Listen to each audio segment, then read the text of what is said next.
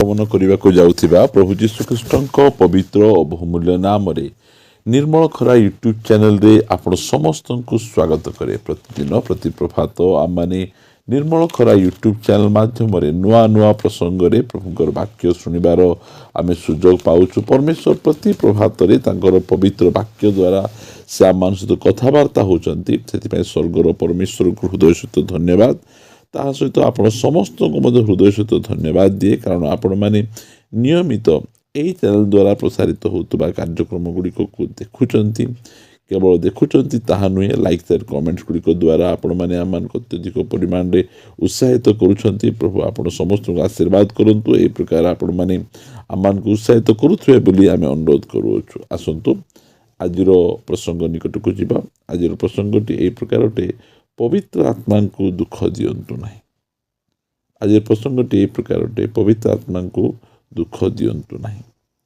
ପ୍ରିୟମାନେ, ପୁରାତନ ନିୟମରେ ଯେଉଁ ସମୟରେ ପବିତ୍ର ଆତ୍ମାଙ୍କୁ ଦୁଃଖ ଦେଉଥିଲେ, ପବିତ୍ର ଆତ୍ମାଙ୍କ ବିରୁଦ୍ଧରେ ସେମାନେ କାମ କରୁଥିଲେ, ସେହି ସମୟରେ ପବିତ୍ର ଆତ୍ମା ସେମାନଙ୍କୁ ଛାଡ଼ି ଯାଉଥିଲେ।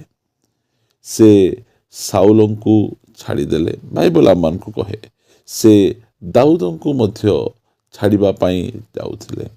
ଦାଉଦ ପ୍ରାର୍ଥନା କଲେ ଯେ ତୁମର ପବିତ୍ର ଆତ୍ମା ମୋ ଠାରୁ କାଢ଼ି ନିଅ ନାହିଁ। ଦାଉଦ ଯେଉଁ ସମୟରେ ପାପ କଲେ, ଆଉ ପାପ କଲା ପରେ ପାପ ମୁଁ କରିଛି ବୋଲି ଯେତେବେଳେ ସେ ଜାଣିଲେ, ସେହି ସମୟରେ ସେ ଗୀତ ଲେଖୁଅଛନ୍ତି ଯେ ତୁମର ପବିତ୍ର ଆତ୍ମା ମୋ ଠାରୁ କାଢ଼ି ନିଅ ନାହିଁ। ପ୍ରିୟମାନେ, ପୁରାତନ ନିୟମରେ ଯେଉଁ ସମୟରେ ଅନେକ ଲୋକମାନେ ଯେଉଁମାନେ ପବିତ୍ର ଆତ୍ମା ପାଇଥିଲେ, ସେମାନେ ପାପ କଲା ପରେ, ଅବାଧ୍ୟ ହେଲା ପରେ ପବିତ୍ର ଆତ୍ମା ସେମାନଙ୍କୁ ପରିତ୍ୟାଗ କରୁଥିଲେ।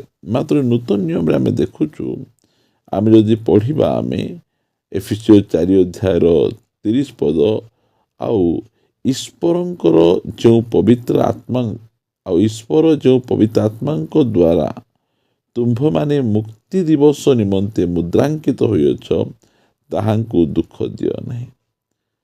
ପ୍ରିୟମାନେ, ଏହି ସ୍ଥାନରେ ଆମେ ଦେଖୁଛୁ ପବିତ୍ର ଆତ୍ମା ଆମକୁ ସିଲ୍ କରିଛନ୍ତି, ମୁଦ୍ରାଙ୍କିତ କରିଛନ୍ତି। କ'ଣ ପାଇଁ? ଏ ପ୍ରକାର ଗୋଟିଏ ଦିବସ ଅଛି, ମୁକ୍ତି ଦିବସ ବୋଲି ତାହାକୁ କୁହାଯାଏ। ଯେତେବେଳେ ସେ ମୁକ୍ତି ଦିବସ ଆସିବ, ସେ ମୁକ୍ତି ଦିବସରେ ଆମମାନେ ସମ୍ପୂର୍ଣ୍ଣ ଭାବରେ ମୁକ୍ତ ହୋଇଯିବା। ଆମକୁ ସମ୍ପୂର୍ଣ୍ଣ ଭାବରେ ମୁକ୍ତି କରାଯିବ। ସେଥିପାଇଁ ସେ ମୁକ୍ତି ଦିବସ ନିମନ୍ତେ ପବିତ୍ର ଆତ୍ମା ଆମକୁ କ'ଣ କରୁଛନ୍ତି? ମୁଦ୍ରାଙ୍କିତ କରୁଛନ୍ତି।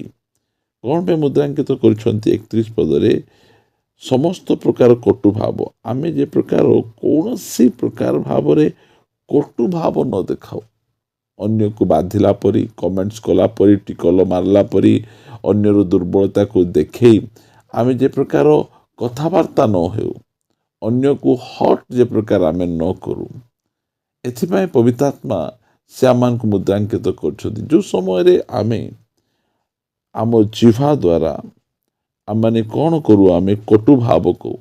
ପ୍ରିୟମାନେ, ପବିତ୍ର ଆତ୍ମା ଯେଉଁ ସମୟରେ ପେଣ୍ଟିକୋଷ୍ଟ ଦିବସରେ ଆସିଲେ, ଅଗ୍ନି ସଦୃଶ୍ୟ ଜିହ୍ବା ପରି ଆସିଲେ। ଆଖି ପରି ଆସିନାହାନ୍ତି, ହାତ ପରି, ଗୋଡ଼ ପରି, ମୁଣ୍ଡ ପରି ଆସିନାହାନ୍ତି, ମାତ୍ର ଗୋଟିଏ ଟଙ୍ଗ ଅଫ୍ ଫାୟାର, ଗୋଟିଏ ଅଗ୍ନି ସଦୃଶ୍ୟ ଜିହ୍ବା ପରି ଆସିଲେ। ସେ ଯେ ପ୍ରକାର କି ଆମେ ଆମର ଭାଷାକୁ ଆମେ ସୁଧାରାଇ ପାରିବା, ଆମେ ଠିକ୍ ଭାଷା ଆମେ ବ୍ୟବହାର କରିପାରିବା। ଯେଉଁ ସମୟରେ ଆମେ କଟୁ ଭାଷା ଆମେ କହୁ, ଆମେ ସେହି ସମୟରେ ଆମ ଭିତରେ ଥିବା ସେହି ପବିତ୍ର ଆତ୍ମା ସେ ଦୁଃଖିତ ହୁଅନ୍ତି, ସେ ଦୁଃଖ କରନ୍ତି। ସେଥିପାଇଁ ପାଉଲ ଏଫେସୀୟ ମଣ୍ଡଳୀର ଭାଇ ଭଉଣୀମାନଙ୍କୁ ଲେଖୁଛନ୍ତି ଯେ ତୁମେ ପବିତ୍ର ଆତ୍ମାକୁ ଦୁଃଖ ଦିଅ ନାହିଁ। ଯେଉଁ ପବିତ୍ର ଆତ୍ମା ତୁମମାନଙ୍କୁ ମୁକ୍ତି ଦିବସ ନିମନ୍ତେ ମୁଦ୍ରାଙ୍କିତ କରିଛନ୍ତି, ସେହି ପବିତ୍ର ଆତ୍ମାକୁ ଦୁଃଖ ଦିଅ ନାହିଁ। ପ୍ରିୟମାନେ, ଆମେ ଅନେକ ଥର ଆମେ ପବିତ୍ର ଆତ୍ମାଙ୍କୁ ଆମେ ଦୁଃଖ ଦେଇଛୁ। ଯେତେବେଳେ ପବିତ୍ର ଆତ୍ମାଙ୍କୁ ଆମେ ଦୁଃଖ ଦେଉ, ସେ ଆମ ଭିତରେ ଦୁଃଖ ହେଇକିନା ରୁହନ୍ତି, ଆଉ ତାହା ଆମମାନଙ୍କ ନିମନ୍ତେ ବହୁତ ବହୁତ ବିପଦର ସଂକେତ। ଯେତେବେଳେ ପବିତ୍ର ଆତ୍ମା ଆମକୁ କିଛି କରିବା ପାଇଁ କୁହନ୍ତି, ଆମେ ଯଦି ନ କରୁ, ସେତେବେଳେ ସେ ଦୁଃଖିତ ହୁଅନ୍ତି। ଆଉ ଯାହା କର ନାହିଁ ବୋଲି ସେ କହିଛନ୍ତି, ସେତେବେଳେ ଆମେ ଯେତେବେଳେ ତାଙ୍କର କଥାକୁ ଆମେ ଅମାନ୍ୟ କରୁ, ଆମେ ସେହି ସମୟରେ ସେ ଦୁଃଖ ହୁଅନ୍ତି। ପ୍ରଭୁ ଆମମାନଙ୍କୁ ସାହାଯ୍ୟ କରନ୍ତୁ, ଆମେ ପବିତ୍ର ଆତ୍ମାଙ୍କୁ ଦୁଃଖ ଦେବା ପରି ବ୍ୟକ୍ତି ନ ହେଉ। ଯେଉଁ ପବିତ୍ର ଆତ୍ମାଙ୍କ ଦ୍ୱାରା ଆମେ ଖ୍ରୀଷ୍ଟିଆନ ଜୀବନଯାପନ କରିବା ପାଇଁ ଆମେ ଶକ୍ତି ପାଇଛୁ, ଯେଉଁ ପବିତ୍ର ଆତ୍ମାଙ୍କ ଦ୍ୱାରା ଆମେ ସାହସ ଶକ୍ତି ପାଉଛୁ, ଯେଉଁ ପବିତ୍ର ଆତ୍ମାଙ୍କ ଦ୍ୱାରା ଆମେ ମୁକ୍ତି ଦିବସ ନିମନ୍ତେ ମୁଦ୍ରାଙ୍କିତ ହେଇଛୁ, ସେ ପବିତ୍ର ଆତ୍ମା କେତେବେଳେ ଦୁଃଖିତ ହୁଅନ୍ତି? ଯେଉଁ ସମୟରେ ଆମେ ଆମ ଜିହ୍ବା ଦ୍ୱାରା ଆମେ କ'ଣ କରୁ? ଆମେ କଟୁଭାବ, ରାଗ, କ୍ରୋଧ, କଳହ, ନିନ୍ଦା, ଏସବୁ ଦେଖନ୍ତୁ ଜିହ୍ବାର ପାପ ଗୁଡ଼ିକ। ଆଜି ଅନେକ ଜଣ ଆପଣା ଜିହ୍ବା ଦ୍ୱାରା ଏହି ପ୍ରକାର ବିଷୟ ଗୁଡ଼ିକ କରନ୍ତି, ଯାହାଦ୍ୱାରା କି ଆମ ଭିତରେ ଥିବା ପବିତ୍ର ଆତ୍ମା ସେ ଦୁଃଖିତ ହୁଅନ୍ତି। ଆକ୍ଟିଭଲି ଆମମାନଙ୍କ ମଧ୍ୟରେ ସେ କାମ କରନ୍ତି ନାହିଁ। ଆମକୁ ବାରମ୍ବାର ସେ ପାପର ଗଞ୍ଜଣା ସେ ଦିଅନ୍ତି ନାହିଁ, ନୀରବ ହେଇକିନା ସେ ରହିଯାଆନ୍ତି। ସେଥିପାଇଁ ସମସ୍ତ ପ୍ରକାର କଟୁଭାବ, ରାଗ, କ୍ରୋଧ, କଳହ ଓ ନିନ୍ଦା, ପୁଣି ସମସ୍ତ ପ୍ରକାର ହିଂସା ତୁମ୍ଭମାନଙ୍କ ଠାରୁ ଦୂର ହେଉ। ପ୍ରିୟମାନେ, ଏଇଟା ପ୍ରଭୁ ଚାହାନ୍ତି। ଯେଉଁ ସମୟରେ ଆମେ ଏହି ପ୍ରକାର ବ୍ୟବହାର ଆମେ କରୁ ଆଉ କଥାବାର୍ତ୍ତା ଦ୍ୱାରା, ସେହି ସମୟରେ ଆମ ଅନ୍ତରରେ ଥିବା ପବିତ୍ର ଆତ୍ମା ସେ ଦୁଃଖ କରନ୍ତି। ପ୍ରଭୁ ଆମମାନଙ୍କୁ ସାହାଯ୍ୟ କରନ୍ତୁ ଯେ ପ୍ରକାର କି ଆମେ ପବିତ୍ର ଆତ୍ମାଙ୍କୁ ଦୁଃଖ ନ ଦେଉ। ଯେଉଁ ପବିତ୍ର ଆତ୍ମା ଆମକୁ ମୁକ୍ତି ଦିବସ ନିମନ୍ତେ ମୁଦ୍ରାଙ୍କିତ କରିଛନ୍ତି, ଯାହାଦ୍ୱାରା କି ଆମେ ମୁକ୍ତି ନିମନ୍ତେ ଆମେ ସିଲ୍ ଆମେ ପାଇଛୁ, ଆମେ ମନୋନୀତ, ଆମକୁ ବଛା ଯାଇଛି। ଯେଉଁ ସମୟରେ ସରକାର ଗୋଟିଏ ଜିନିଷ ଉପରେ ସିଲ୍ ମାରିଦିଅନ୍ତି, ସରକାରଙ୍କର ତାହା ଅଟେ। ସେହି ପ୍ରକାର ଆମେ ପରମେଶ୍ୱରଙ୍କର ଅଟୁ, ଆଉ ସେଥିପାଇଁ ସେ ଆମମାନଙ୍କୁ ପବିତ୍ର ଆତ୍ମା ବୟନା ସ୍ୱରୂପ ଆଡ଼ଭାନ୍ସରେ ଆମମାନଙ୍କୁ ଦେଇଛନ୍ତି, ଆଉ ପବିତ୍ର ଆତ୍ମାଙ୍କ ଦ୍ୱାରା ଆମକୁ ସିଲ୍ କରିଛନ୍ତି।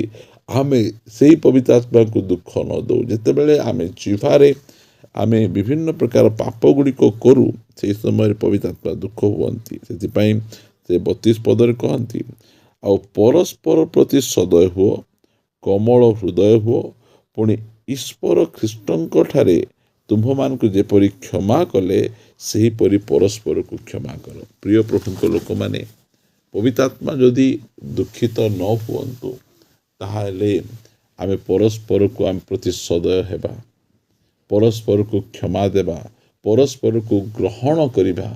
ସେହି ସମୟରେ ପବିତ୍ର ଆତ୍ମା ଖୁସି ହେବେ, ପବିତ୍ର ଆତ୍ମା ଆନନ୍ଦିତ ହେବେ। ଆଜି ଅନେକ ଲୋକ ପବିତ୍ର ଆତ୍ମାଙ୍କର ଦାନ ଗୁଡ଼ିକକୁ ବ୍ୟବହାର କରନ୍ତି, ମାତ୍ର ପବିତ୍ର ଆତ୍ମାଙ୍କୁ ଦୁଃଖ ମଧ୍ୟ ଦିଅନ୍ତି ସେମାନଙ୍କର ଆଚରଣ ବ୍ୟବହାର ଗୁଡ଼ିକ ଦ୍ୱାରା। ପ୍ରଭୁ ଆମମାନଙ୍କୁ ଅନୁଗ୍ରହ କରନ୍ତୁ, ଆମେ ପବିତ୍ର ଆତ୍ମାଙ୍କୁ ଦୁଃଖ ନ ଦେବା। ଯେଉଁ ପବିତ୍ର ଆତ୍ମା ଆମକୁ ପାପ ବିଷୟରେ ଜଣାଇବେ, ଯେଉଁ ପବିତ୍ର ଆତ୍ମା ଆମକୁ ପବିତ୍ର କରିବେ, ଯେଉଁ ପବିତ୍ର ଆତ୍ମା ଆମକୁ ମୁକ୍ତି ଦିବସ ନିମନ୍ତେ ମୁଦ୍ରାଙ୍କିତ କରିଛନ୍ତି, ସେହି ପବିତ୍ର ଆତ୍ମାଙ୍କୁ ଆମେ ଦୁଃଖ ନ ଦେଉ। ଆମ ଅନ୍ତରରେ ଥିବା ପବିତ୍ର ଆତ୍ମା ସବୁବେଳେ ଖୁସି ଓ ଆନନ୍ଦର ସହିତ ରୁହନ୍ତୁ। ସେଥିପାଇଁ ଆସନ୍ତୁ ଆମେ ପ୍ରାର୍ଥନା କରିବା। ମଙ୍ଗଳମୟ ପିତା, ମୁଁ ତୁମକୁ ଧନ୍ୟବାଦ ଦିଏ ଯେ ତୁମେ ଆମମାନଙ୍କୁ ବାକ୍ୟ ଦ୍ୱାରା କଥା ହେଇଛ। ଯେଉଁ ପବିତ୍ର ଆତ୍ମାଙ୍କୁ ତୁମେ ଆମମାନଙ୍କୁ ଦେଇଛ, ସେହି ପବିତ୍ର ଆତ୍ମାଙ୍କୁ ଆମେ ଯେ ପ୍ରକାର ଦୁଃଖ ନ ଦେଉ, ଦୟାକରି ତୁମେ ସାହାଯ୍ୟ କର। ସବୁ ସମୟରେ ଆମେ ଖୁସି ଓ ଆନନ୍ଦ ପ୍ରଦାନ କରିପାରିବୁ, ଅନୁଗ୍ରହ ପ୍ରଦାନ କର। ପ୍ରଭୁ ଧନ୍ୟବାଦ, ପ୍ରଭୁ ଧନ୍ୟବାଦ। ଆଜି ଯେତେ ଭାଇ ଭଉଣୀମାନେ ଆମମାନଙ୍କ ସହିତ ଜଡ଼ିତ ହୋଇଛନ୍ତି, ସେମାନଙ୍କ ନିମନ୍ତେ ପ୍ରାର୍ଥନା କରେ ସେମାନଙ୍କ ଜୀବନ ତୁମ ଦୃଷ୍ଟିରେ ଗ୍ରହଣଯୋଗ୍ୟ ହେଉ। କୌଣସି ପ୍ରକାର ମୁହୂର୍ତ୍ତରେ ମଧ୍ୟ ସେମାନେ ପବିତ୍ର ଆତ୍ମାଙ୍କୁ ଦୁଃଖ ନ ଦେବେ, ପବିତ୍ର ଆତ୍ମାଙ୍କୁ ସବୁବେଳେ ଆନନ୍ଦ ଦେବେ, ପବିତ୍ର ଆତ୍ମାଙ୍କର ସବୁବେଳେ ସହଭାଗିତାରେ ବାସ କରିବେ। ଦୟାକରି ତୁମେ ଅନୁଗ୍ରହ କର। ପ୍ରାର୍ଥନା ଶୁଣିଛ, ଧନ୍ୟବାଦ। ପ୍ରାର୍ଥନା ପ୍ରିୟ ପ୍ରଭୁ ଯୀଶୁଙ୍କ ନାମରେ ମାଗୁଅଛୁ, ଆମେନ୍, ଆମେନ୍। ପ୍ରେଜ୍ ଦ ଲର୍ଡ। ପ୍ରଭୁ ଆମ ସମସ୍ତଙ୍କୁ ପ୍ରଚୁର ଭାବେ ଆଶୀର୍ବାଦ କରନ୍ତୁ। ପ୍ରଭୁ ଅନୁଗ୍ରହ କଲେ ଆସନ୍ତା ଅଧ୍ୟାୟରେ ଆଉ ଗୋଟେ ନୂଆ ପ୍ରସଙ୍ଗରେ ପରସ୍ପର ସହିତ ଆମେ ସାକ୍ଷାତ କରିବା, ରହିବା। ସମସ୍ତଙ୍କୁ ନମସ୍କାର। ପ୍ରେଜ୍ ଦ ଲର୍ଡ।